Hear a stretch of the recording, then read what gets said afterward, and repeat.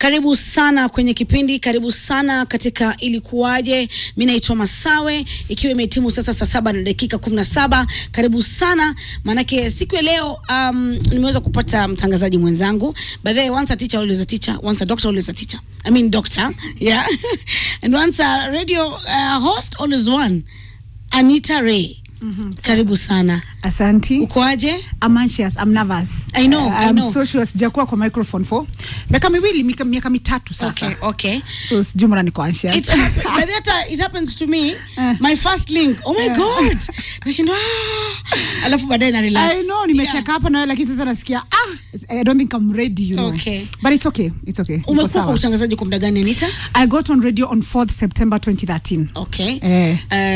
So it's been 10 years now. Oh, nice. 9 years, 8 years kabisa on radio. Do you miss being on radio? I love being on radio. I miss being on radio, but I needed to be off radio for a while. Okay. Ojo ile to grow.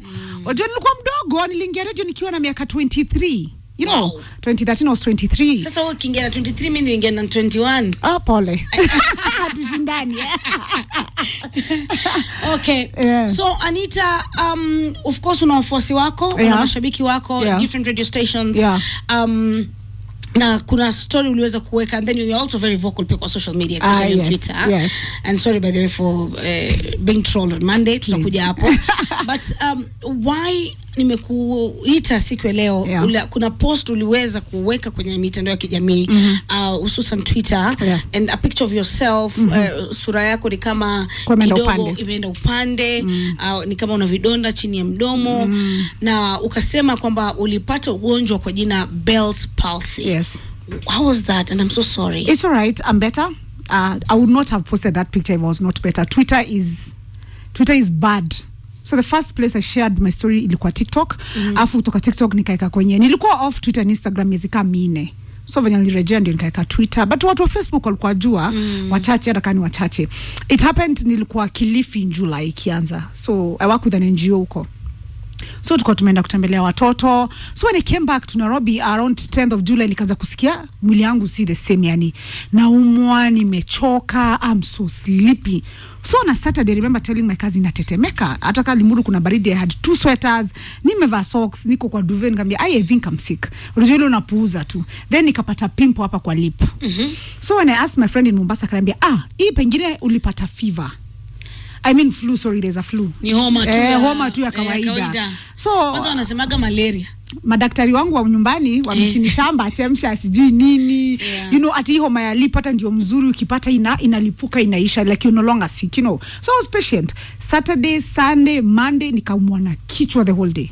So this is nini pimples ndi nne peke yake, azijana mali pengine ziko tu hapo, unaona kuna hizi vidonda.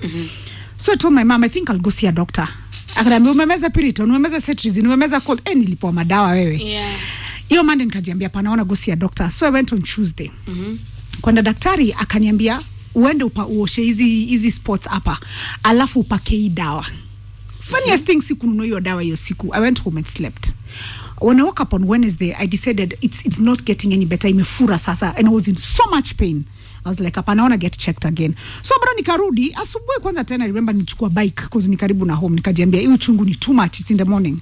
I went, I saw a different doctor and they were like, hapana, hii ni homa tu, take this medication. Alafu hapo vile zikauke paka hii dawa. No, that was a problem, I remember I took a picture the day, hiyo Wednesday nichukua picture. Thursday we took the medication, nikajipaka asubuhi. And I went to bed. I was tired, I was sleeping kama hizo dawa. When I woke up, Masawe, this whole side was swollen.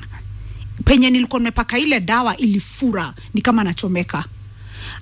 Nikajiambia mimi nafaa kureactive. So I sent my friend a picture. Kama mbona una reactive, you should take this seriously, you know. And then I slept, imagine, on Thursday. Thursday skulala. God, that was the longest night of my life because I ended up getting a fever and the pain became too much. Like I remember that night, nilisoma Bible. Mungu Baba, tunakujaga tukiwa na shida. Nilisoma Bible. I was reading the book of Job, 242 chapters, and I was reading chapters and I was telling my sister nitakufa leo. Kwani uchungu gani mpaka It was extreme pain. We all know Annitah. I know, and I have a high pain threshold. Unajua mimi naweza sikia uchungu nivumilie.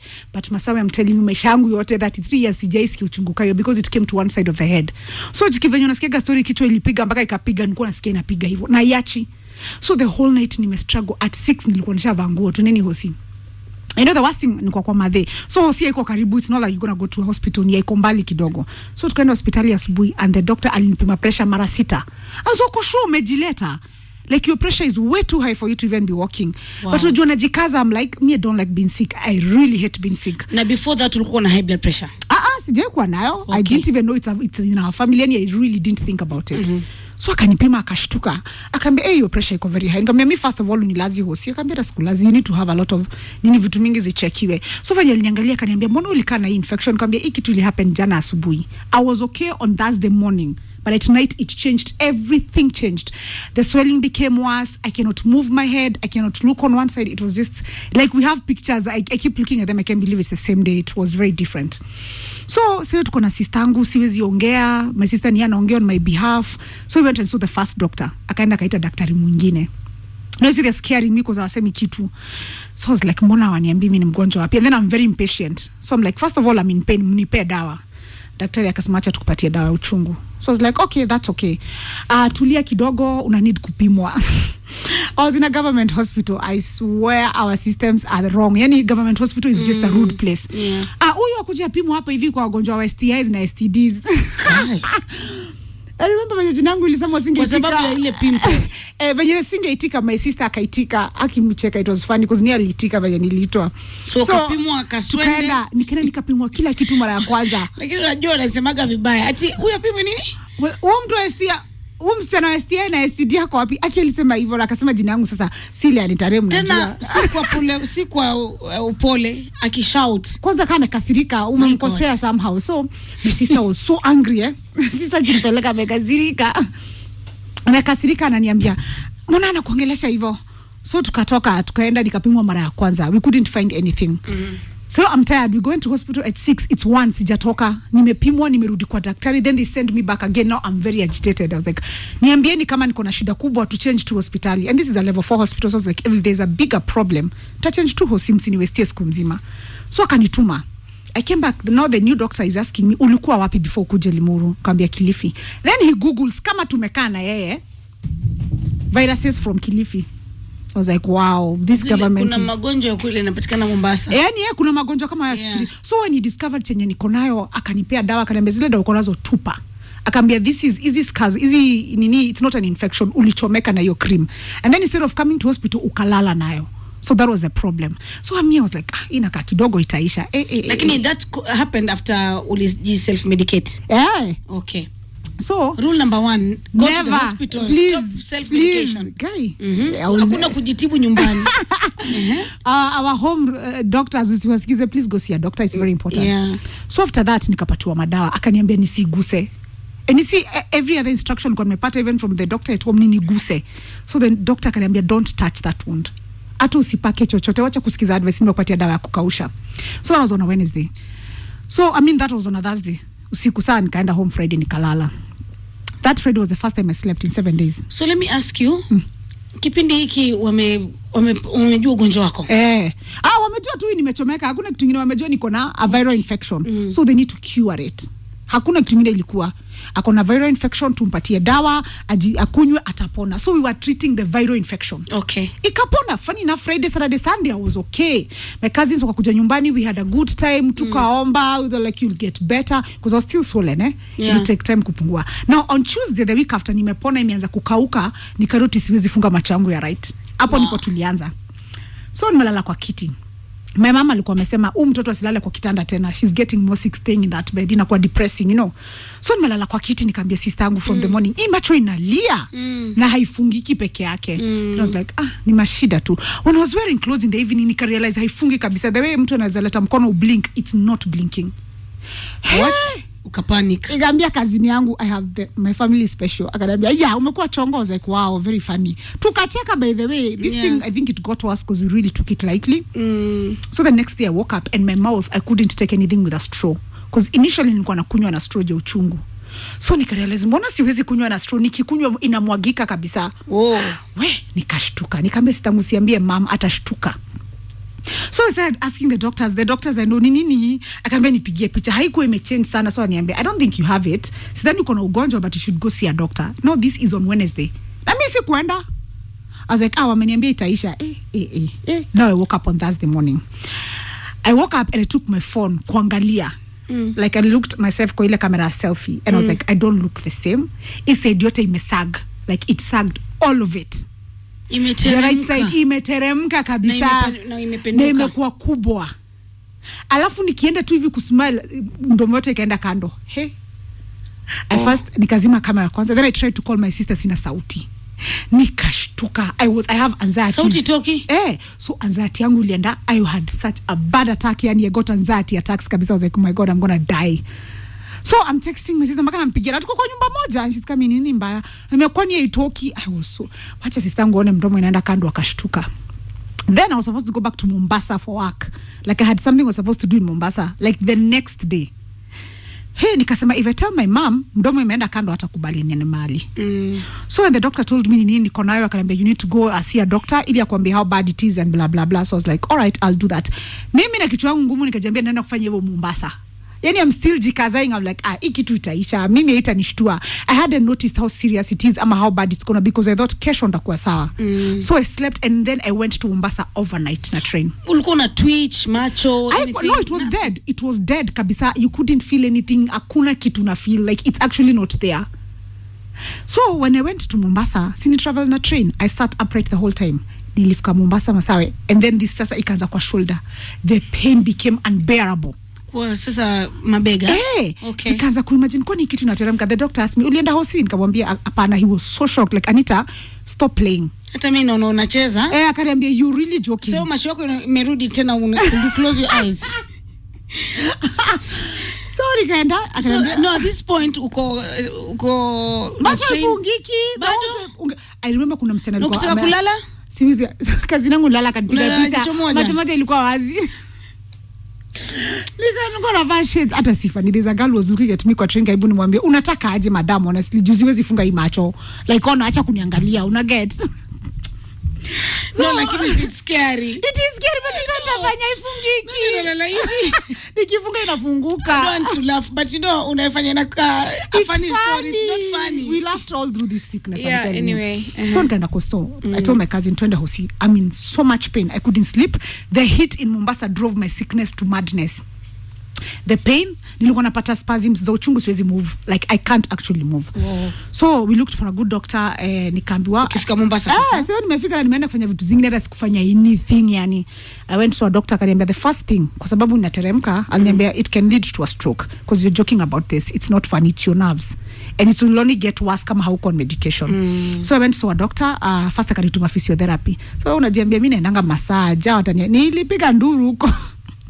I remember telling people you can scream. It was so painful masawe, because they had to imshipa hapa kwa shingo ilikuwa imeshikana. So they were saying they have to press it isiende chini. It was for like an hour and a half. Nililia like ilikuwa uchungu. I didn't know. Nilikuwa dhani nishasikia uchungu, alafu sasa nikasikia uchungu ingine zaidi. I was like, hey, kitu itaniua.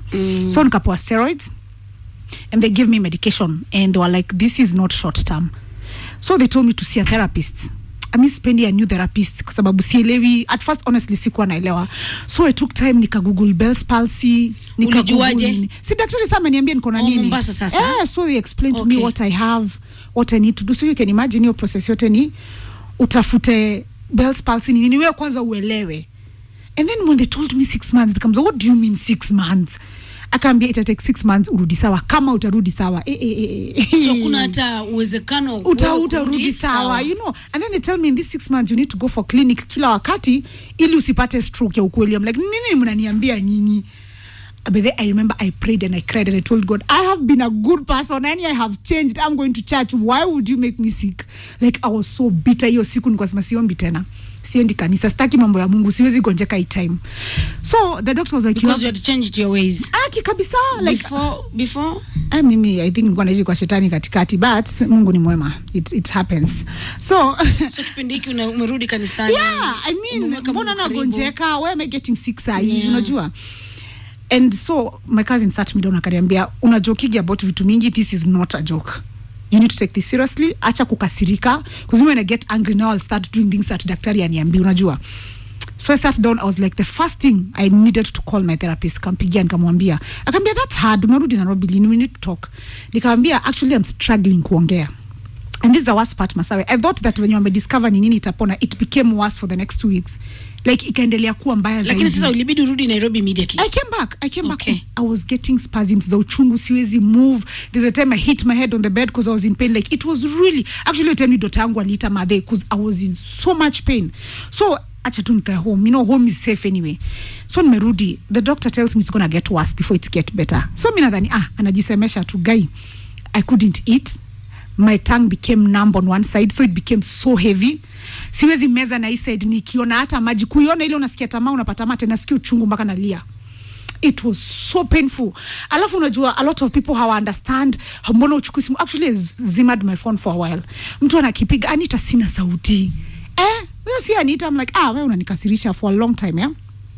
But the hardest thing for me was I couldn't wink. And the first time I said it, my cousin laughed. But that was true. I couldn't close my eye. Na singe wink. Na ni jicho moja? Na ni moja tu. Okay. Alafu chenye ilikuwa inanikasirisha kitu tumegawanya hadi meno. This side of the teeth, hawezi uma, siku anaweza kuuma kitu. Like, akuna, it was so difficult. After sasa ikaanza masikio. I never knew the ear is gonna get affected. Masikio ikaanza kuuma, Jesus. This ear landed me in hospital again. Na masikio ukupatia pain nyingine. I am telling you, masikio ilinipeleka hosi tena. Because sasa I was in extreme pain. So when I went to hospital because of the pain, like after 2 weeks, nikaambia doki mimi nakufa. Ukiona mimi nikikuja hosi nakwambia I'm dying, I'm really dying because of this pain. And ili nirudi, there's a night I kept texting my cousin nitakufa leo. Akisilali sikulala. I was so sure nitakufa because I was like this pain is so much. Unaniambia kiacha kusema hivyo, I'm like unajua ni mimi nakwambia venye nasikia. I think if I sleep I won't wake up. So the doctor told me I want to put you on medication ya stroke. I was like, why are you putting me on medication ya stroke? Like mimi sina hiyo. Bado sasa hiyo uso wako sasa hiyo nilikuwa natembea na mask na shades na hood na vile unajua, I'm like wacha nijifiche tu, sina nguvu ya ku-explain. And then because of the pain nikafeel kama nywele yangu inanikasirisha nikanyoa. Like I just went and told him angusha yote, this here is the reason I'm feeling pain. Everything nilikuwa nasikia nika kila kitu inafanya niumwe. I was so angry yani. So nikaenda nikapatiwa new medication. Akaniambia itamaliza uchungu. But now the most important thing is the therapy, not even the physiotherapy, the facial therapy. Masawe, ushaambo kulift eyebrows hivi ni therapy. Guy, me remember the first time nilifanya hivyo unafanya. I'm doing this. No, this is a joke. Hii haiko inasonga. So ni moja inaenda juu. Like this disease is really weird. Yani eyebrow moja inaenda juu, moja isongi. We take many things for granted. Imagine winking, how easy winking is evil. Nilikuwa naenda kufanya hivi, mwili yote inainama, unashinda mbona na wink na kichwa bala macho akisi funny yani. This disease was, for me it was scary because I used to laugh and say this was my best side. Yani nilipata hizi scars. Na mimi ukiangalia picha zangu zote ni selfie. Najipenda yani, acha nione uso yangu. Uso yangu kwanza, everybody was like uko na soft skin. Nyinyi wenye mliniambia hivyo ni nyinyi mliniroga by the way. Msiwe niambie uso yangu inakaa vizuri by the way. Acha na mimi. So after that, it's when the doctor said the therapy is trying to blow a balloon, chewing a lot. Now, the worst part is you can't actually chew the first days, yeah? It's very hard. But then doctor anakuambia you have to. So this disease is one, mental, inakudrain mentally. Yeah. Number 2, hawezi fanya anything. Kwanza juu ya kichwa. I promise you, I started doing anything after 2 months. Nilikuwa natembea hadi kwa barabara nikirudi kichwa inauma. Hiyo ni side moja inauma mpaka you can lose your head. It's really so really. So sasa umekuwa kwa medication ya stroke? Yeah, I'm on painkillers, I'm on medication for actually the nerves. Nilikuwa na madawa. Lakini ulali hospitali unapata unaenda nyumbani. So ni kitu na manage kwa nyumbani? Yes, you manage at home. Okay. You see, the doctor was like we should admit you to manage your BP, but sasa me hate hospitals. And I was so sure with my anxiety nikilala BP itaishuka. Cause nitakuwa always anxious. Alafu niza doki, is it? So ina maana kwamba pia ulipatiwa dawa za high blood pressure? Ila tu ku-maintain. I'm still on medications hiyo. I think tamaliza in another month. Okay. So after the worst thing, every time I went back, pressure yangu bado ilikuwa juu. Daktari ananiambia acha kufikiria. That's the problem. Unaifikiria sana. I'm like, mimi ni overthinker. Unaniambiaje niache kufikiria? Inaitwa white coat fever. Ukiona pressure inapanda juu. Yeah. So after a while is when I started getting better. And when I realized as a chew ikakuwa ni pole pole. No, the worst thing about this is the eating. Kuna wakati ulikuwa unasema you almost died. I'm serious, I almost died that day. I keep saying kama mtu anajuaga akikufa I think ningeenda. Si nilikataa kulala by the way. What happened? It's the pain. The pain started at around 10 p.m. na ilisha I think 6 a.m. asubuhi. Kwani Annitah wewe ni mama? Nimezaa. Umezaa watoto ngapi? Wawili. Pain ya uzazi na hata hazipatani. Hakika? What are you? I have tattoos in the most painful places. Yani ile nadungwa na sindano kabisa. Sijaisikia uchungu kayo. I keep telling people, I wrote on my status, I thought I have a high pain threshold, then God reminded me, hata hujaisikia uchungu. I felt so much pain. I was so sure there's a vein in my body bursting. Like I was so sure something is wrong in my head. Ulikuwa unajua kuisha. Aki niliambia sister, my sister was so scared. You know, my sister is strong, yani ile hashtukagi. Your big sister? No, I'm the firstborn. Okay. Mzee. Okay. She's my third born sister. Alishtuka sababu nilimwambia, I swear nikifunga macho leo angaresi amki. I stayed up. Nilikuwa napiga magoti, nashuka chini, na kuongesha kichwa kwa ukuta. I'm like, aki nitakufa. I kept saying that till 6 a.m. in the morning. I was so sure sita hack. And the doctor said, this pain is coming from the nervous system. So inakuja kwa, alikuwa ananiexplain, inakuja, ilikuwa inaumia hapa, inakuja hapa hivi. So it was so painful. Na haiachi. You see the way mse upata non-stop labor, it's not stopping. Hiyo ilikuwa hivyo. Haiachi. So you don't have a break. Nimemeza diclofenac. Yani nimemeza zile painkillers, nimekatazwa kumeza hata mara 2, nimemeza mara 3. I'm like, let me just overdose on this pain yani. Nothing. And I remember telling God, if I survive this, niliambia Mungu, I promised him, if I survive this, okay, yani ukipona, I will tell you thank you in every way I know possible, because I was in so much pain. Na uliketi muda gani na ugonjwa huu wa Bell's palsy? Uliketi muda gani before upone na kuja hewani? Nimerecover vizuri, I think 2-3 weeks ago. Tuseme ndio imerudi vizuri since July, sasa ndio nimerecover vizuri. Miaka mingapi? Miezi mingapi? 2. It took 2 months, ile an honest 2 months to get better, to get to where I am sahi. Okay. Niliweza kupost picha yako kwa mtandao wa kijamii. Yes. Na the comments there. Yani ni kwamba watu wengi wamepitia ugonjwa huu wa Bell's palsy, lakini ni watu wengi pia hawajui ugonjwa huu ni ugonjwa gani. Umeelewa? Na wengi wanasema kwamba wengine umechukua 6 months, wengine umechukua mwaka, wengine umechukua miaka. Yeah. So pengine kwa msikilizaji anayesikiliza na right now ni, you know, they're battling with it. Unaweza kusema, what did you do right? Ama it varies from one patient to the other? Actually, the doctor said it doesn't. First of all, daktari aliniambia it's mental strength. Imeanza kwa kichwa. If you tell yourself you're sick. I'm telling you, Masawe, nilikataa kukubali mimi ni mgonjwa. That's why I was even traveling. Nilikuwa nimejiambia, nimepitia vitu mingi sana ugonjwa kuni bring down. Like for me, it's not working. And I told God, imagine tutapigana, mimi sigonjeki that much. It's mental. You see, kama mimi I started exercises immediately, niliambiwa should exercise. And it was painful, but then you were painful sana. But sasa ukijiuliza, do I want to look okay again? Unajua nataka kuweza kuongea straight tena. Nataka kukula, nataka kukunywa vitu. You know, you have to ask yourself. Kitu ya kwanza ujikubali. Your face will be like this for a while. It takes a whole 6 months kabla hata urudi sawa. And after hiyo 6 months, ujipatia another 6 months. In case, you know, you can actually get sick again. That's a problem. Can it come back again? Oh, yes, it can. Whoa. Sadly, it can. Whoa. That's the saddest part. Inaweza rudi hata 3-4 times. Sasa inasababishwa na nini? Watu yangu ilisababishwa na pressure. My pressure went too high, ika damage nerves. Hiyo ndio iliaffectigi. Okay. Watu wengi ni tofauti. Masawe, mtu akijua kuna hiyo ugonjwa si a doctor. I swear I have more than 100 messages since I posted. Watu hawaoni daktari. Sisi Wakamba tunaamini ni kurogwa. Pole Masawe, watu wengi wanaamini hivyo. Akana nice tu. Wanasema ni kurogwa. Hata kuna mtu aliniambia nito amepita na bwana ya Mkisi. I laughed the whole day. I was like, amniheshimu kabisa, amniheshimu. Yeah. And unajua si a doctor. Yeah. Mtu akaniambia sina pesa kuona neurologist. I was like, nani alikwambia uone neurologist? Go see a doctor. Daktari akwambia how bad it is. One, hii macho inafaa kuwa na dawa, because macho ikiwa dry it can actually become blind. So you need to get medication for the eye, you need to get medication for the ear. Unaelewa zote kando, alafu sasa need kupatiwa cream wache kuwasha. Masawe, there is a time nilikuwa nawasha. No, this is the worst part of the healing process. Nilikuwa nakaa chini mpaka na kabrush. Skin sa hiyo ni ngumu, usikie uchungu. Najikuna whole day. Najikuna mpaka nakaa chini katikati usiku kujikuna, inawasha. And the doctor said the skin is coming back to okay. Itawasha for a while. That was like a whole week ama 2 weeks ya kujikuna tu. Nashinda the whole day. Hata ukiangalia uko, I think I have marks, nilijikuna. Ni kwa sababu ya kujikuna ama ni a reaction to... No, hii ni kujikuna. No, hii ni kujikuna, like it's healing. I don't know why it's so itchy. It's crazy itchy actually. Like mpaka unashindwa nini mbaya na mimi. My friend got me a brush. Akaniambia tafadhali utajitoa ngozi, shika haka, nikakujikuna. I used to shinda like this. Mother is like, wacha kujikuna sana. Kana unitaka Hana, jina yangu ya home ni Hana. So you Kana, si wacha kujikuna, zitajitoa ngozi. Every 2 minutes ukikosa kuniangalia niko hapa. after the skin was so hard, so feel pain. Yeah. So there's nothing, there's nothing you're doing to it. So kama unanisikiza na uko na ugonjwa, enda to any government hospital, and I insist government hospital. The government hospitals inaweza kuwa they are not all that, but they have good facilities and good doctors. Bell's palsy, umesema dalili moja ya kwanza ni kwamba macho ifungiki. Jicho moja ama macho yote? Macho moja. Ina affect side moja of the face. Mostly the right side. Okay. Yeah. So jicho moja lifungiki, crazy headaches. Yes. Mdomo inaenda like una drool, like uwezi meza maji, itatoka na side moja. Mdomo unakwenda mdomo ama uso wako wote? No, hii side moja inavutaga huku, so that's why inaenda kando. Okay. So mdomo inaenda side moja.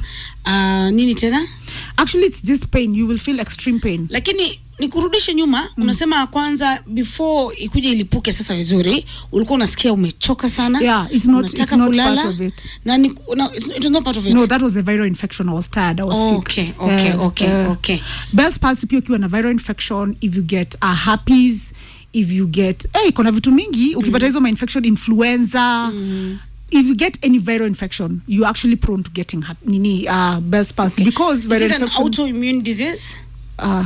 Sijui kizungu ya autoimmune. Okay. Yani ugonjwa wa kwamba hauna kinga kutosha mwilini. Hapana, it's not an immunity thing actually. Okay. No, it's a nerve thing. Nerves. It's a nerve. Bell's palsy is strictly nerves. So kwa kawaida mtu anashauriwa kula vyakula tofauti. Kama wewe ulipatiwa diet gani ili kuboresha situation yako? Because I saw in your stories you are posting green smoothies. Or detoxing. Why are you detoxing? Because I took too much medication. Okay. You see that, Dr. Bell's palsy doesn't have to do with your diet. Okay. You're strictly in nerves zako. So it's not something I ate or something I could have eaten. Hiyo ilikuwa nerves. Haiko affected na chakula hata kidogo. Hiyo ni nerves zinakuwa affected. And that's where people go wrong. Si kitu ulifanya actually. It's just your nerves. So something triggered it. Kaya yangu ilikuwa pressure ilienda juu. Actually unapata most mothers when wamepata watoi na pressure iko high wanapata. Because pia pressure ilikuwa juu ikatrigger. Okay. Yeah. Nilishtuka sana, like I'm telling you, when I went on social media yesterday. Yeah. And it just reminded me, oh my God, every day, we take, unajua vile unafundisha watoto, God thank you, we can walk, we can touch, we can see, we can... You see, but they don't take it for granted that unaweza mkatua asubuhi unaweza kutembea. Yeah, because nilikuwa naona hata comments kutoka kwa wasikilizaji wakisema kwamba some could not even walk. Yes. Ina paralyze one side. Yeah. Kabisa actually inamaliza side moja. Yeah. It's painful. Hata saa hii funny enough I'm better, right? But still eat tonsil ya side ya right. Hata maji ukinipa niweke. The pain. Bado. Okay. It's gonna be a process. I have hospital tomorrow. I wanted to go and ask the doctor why tonsil haijarudi sawa, because it's really bothering me, because every time I have to eat it's painful. Okay. So it's a process. Ulikuwa stigmatized? Kuna ulipata any... Niliambiwa nakaa Calligraph Jones, nakaa hospital. Please apologize. Mr. Kimaneno na wewe mse. No, but Calligraph doesn't look like that. Come on. I don't know. Alisema nakaa ku spit lines. So jua kikasirika vya kaaga ata spit lines. Yeah, it was funny. First of all, people don't get it. Nimekuwa kwa industry for a long time. Nimesikia mambo mingi. I think the worst insult ni shambo mtu aliniita windsock. That was some years back. Ouch. And I laughed a whole afternoon. There's nothing you can tell me. Kitambo used to beat myself down. I would need affirmations from outside. Sitaki mtu aniambie venye nakaa. I mean, I was the one who was sick, you know. Hakuna kitu mtu anaweza niambia ni bring down. Like people said so many things. I was like, bro, karibu nikufe juzi unataka kunipea pressure. Me say, I'm living. You can tell me anything. I would not address you. Because one, you're telling me on social media. If you told me in person, that's something else. It means uko na nguvu ya kuniambia Annitah ukae vizuri. In person utanihag uniambie pole afu unaenda pale na sudo account Twitter unakaa vibaya. Okay. Trolls are trolls. Na baada ya kupost ni kitu gani kilikufanya kwanza ukaenda public, because you see you're a public figure as well? Yeah. Ni kitu gani kilikufanya ukamua kwamba unaiweka hadharani? Na in fact nilikuuliza specifically, Annitah, would you want me to post this picture of you? Ukaniambia hii picha nikiwa hivi ndio utaweka. Mistake uniweke kama nimeshapona. Because you wanted to create awareness. Yes. But what exactly made you say wacha niende hadharani kwanza niseme hali yangu? I went to clinic for check up. Nilienda clinic. Afu mtu akasema akaniona. Shabiki? So mtu ananijua. And then the same ndio nilikuwa nimenyoa. I was in a pink nini vest. Nilikuwa nakaa mgonjwa. Hewe niliona nikajambia huyu alali leo. Hii story lazima atapeana. Like alishinda. And then unajua mimi si mjinga, unajua mtu akinipiga picha mahali. I was so sure ananipiga picha. I was so sure amengangana cause alifuatana na mimi, nikaenda kuchukua dawa. Yaani amefuatana tu na mimi. Cause alishanisalimia uze kumbona. Nikajambia, you know what, you won't beat me at my own sickness. Uongo. Wanataka kuambia tu mimi ni mgonjwa, let me tell them I'm sick. Cause I kept quiet with it, by the way. So I put it on TikTok. So when niliweka mwenyewe akaninbox akaniambia, so you told people you're unwell. I was like, yes, I did. Yes, so uliogopa kuanike? Sikuogopa nianike. I do want someone to own my sickness. Okay. I don't want someone to own my story and being sick. Because it's not that nilikuwa na feature. I just was not in a space to engage anyone. Because you see the posting ilileta watu wagonjwa kwangu, pia mimi napona. I'm not a doctor. Unajua? Pia mimi I have a doctor. So nilikuwa na feel that's too much for me then. But anyway, once I posted it, so many people kwa inbox, Annitah, people are going through this so much, Masawa. It's sad. Like it's Bell's so palsy. sad. Mimi nilijulia na wewe. Do you know, nakumbuka nikitoka gym and then I see your picture ngashtuka. Ukaandika hapo Bell's palsy. I'm like, what is this? Kila mtu anaingia tu Google, you want to find out what is this ugonjwa gani. I know. Yeah. It's sad because inakuja na stigma of how you look. All the women, I have like 4 women who are like, they wear masks every day. And I told them the first step with this disease, trust you me, mimi nilinyoa mdomo kwa kando na zurura tu. Napata na watu, they're like, ain't unaka vibaya. Imagine I know. Sasa nitafanya nini surely? This is literally out of my hand, you know. I promise myself I won't worry about how you feel because I'm really in so much pain and I'm struggling. Alafu mimi nimestruggle sana, unajua. Alafu mimi ni strong sana. Sishtuki. I told myself, if I can't, kama siwezi saidia watu wanapitia vitu hizi, Masawa, then who will? Sababu mimi siogopi mtu akiniambia umenyoa uko kipara. Kuna mtu alinita kichwa mayai juzi.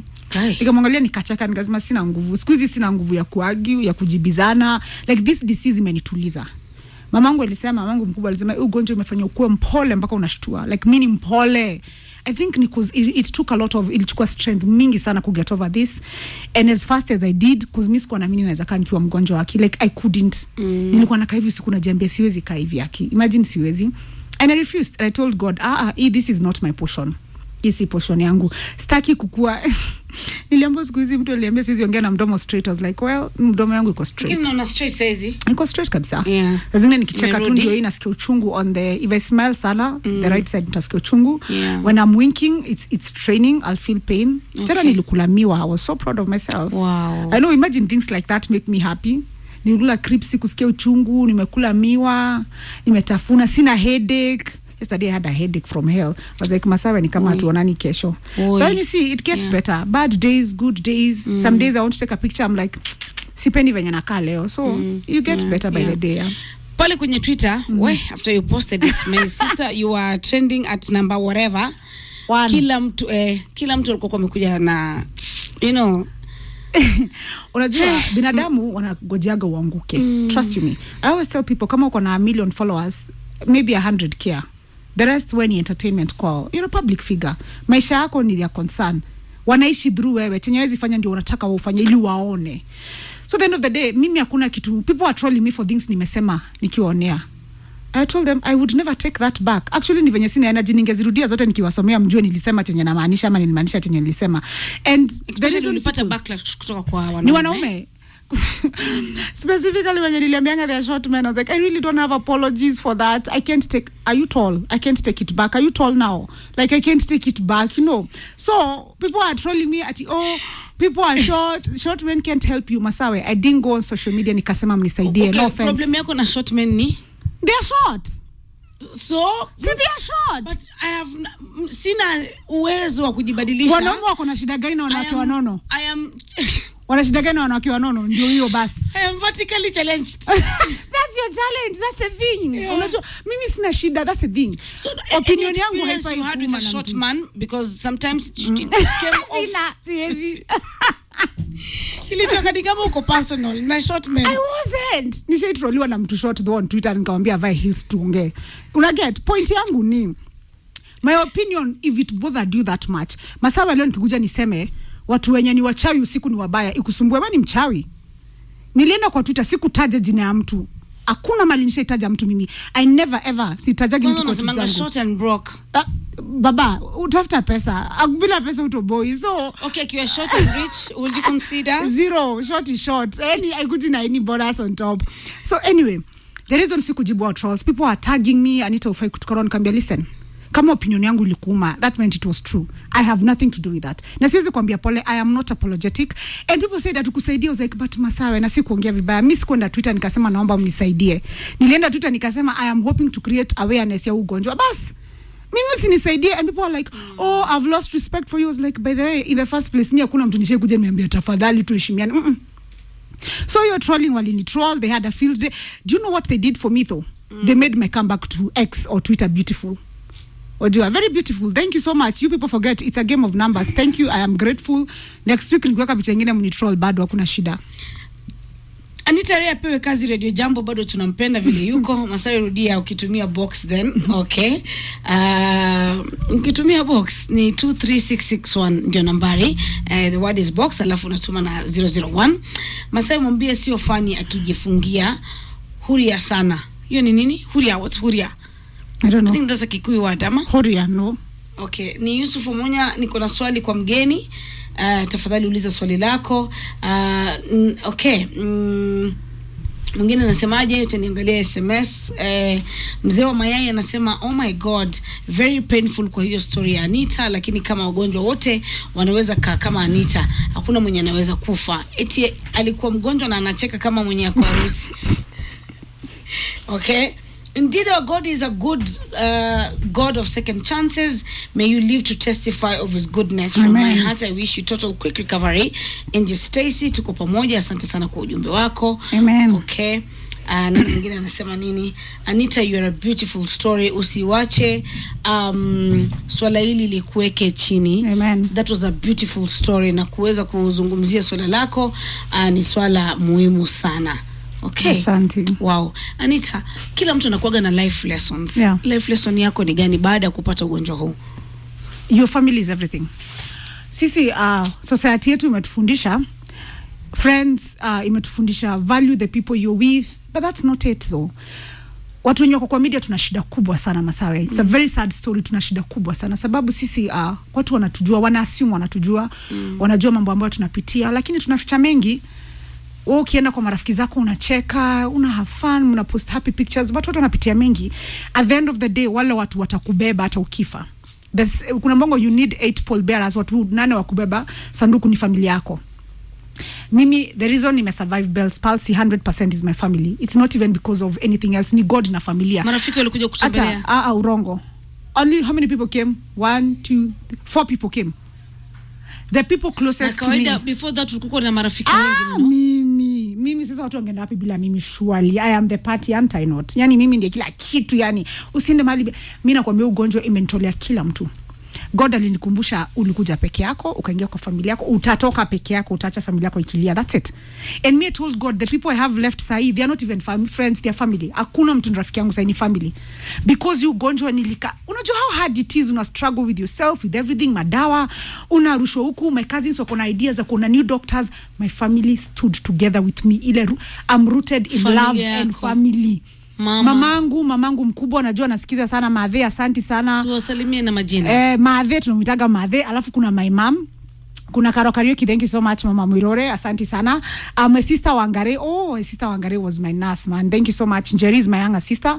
Na Shiko, these people stood by me, unajua ile. I remember once my dad anaitwa Soja, nimesimama nje aniangalie, and he was so worried.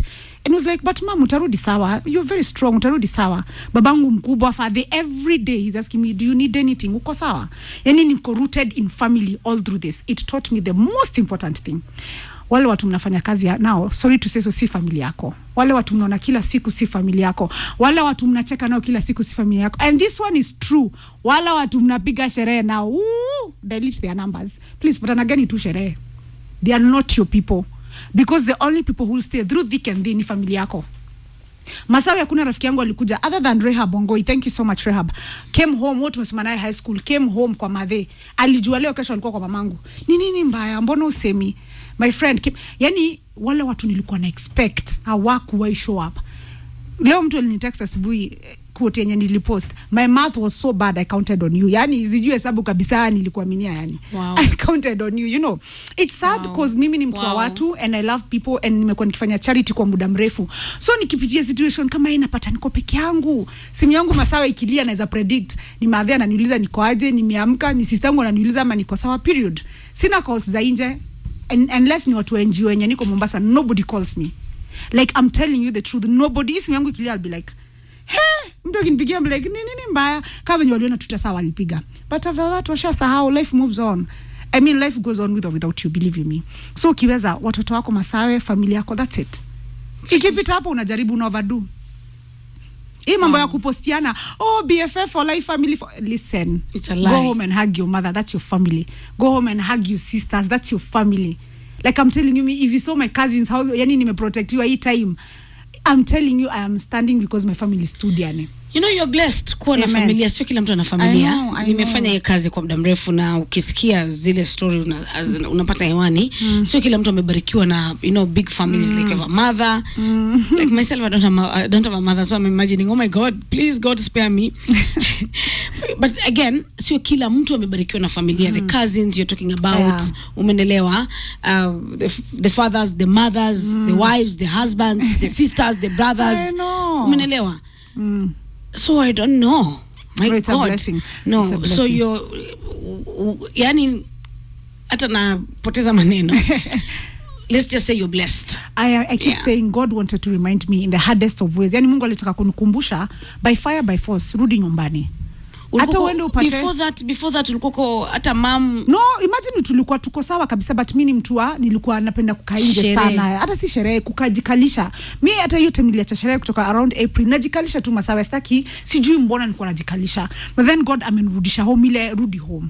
This is home, this is it. And nimekuwa na such an easy time, sina stress, my kid alihandle vizuri, my daughter is 7. By the way, alihandle so well. Kuna video nilikuwa nimeweka akiniambia. You have a son and a daughter? Yes, my son is 14, my daughter is 7. Na kijana wako pia alichukulia vipi? Ako sawa. You know, my son is older. Unajua my daughter ni yetu tulikuwa tunaogopa itamu affect. Kuzia aliniona. Kutoka nikuwe nyumbani, nimegonjeka. And kuna siku moja akaniambia, unajua daktari alisema tukumassage. So ukae vizuri. Utasikia uchungu, unasikia? Kaa vizuri nikumassage. Every time my daughter comes where I am, Catherine niangalie masikio. Ilikuaje leo? She does that up to date. Every day kids are a blessing. Mtoto wangu akikaa na mimi kila siku, mama kaa vizuri.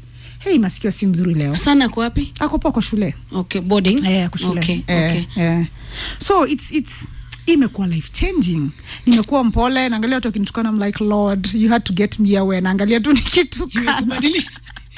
Unasema kiburi iko lakini siongei, na kuangalia tu, I'm like, mama yangu imenibadilisha, but for the best, unajua. Kuna zile vitu lazima upitie ili uone life in a different view, lazima. Okay. Yes. Okay. Annitah, pole sana kwa yale ambayo umeweza kupitia. Si rahisi. Thank you. Thank you. I am mixed emotions. I know.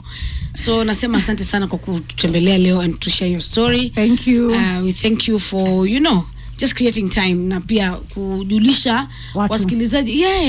Na najua hata leo nikipost video yako, watu watakuwa na kufollow kiuliza maswali. Kuna msikilizaji amesema nimefika sasa hizi story naipata wapi? Utaipata kwenye YouTube. Kwa hivyo usikose kutufuatilia kwa karibu. Bye.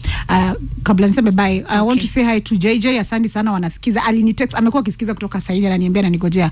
Asante sana JJ, Fatma na Sam King. Thank you so much. By the way, unaanza kufanya vitu zako kawaida? Yeah, I'm okay, I'm 100% okay. I mean, na before that ulikuwa unaweza hapana, siko natoka. Mwili everything yes, but traveling hapana. Hata singeenda mahali kuna makelele, singefanya hizo vitu zote. It was just quiet. And also, can you watch TV? Can you be on screen? Actually sijafanya TV in a while. Okay,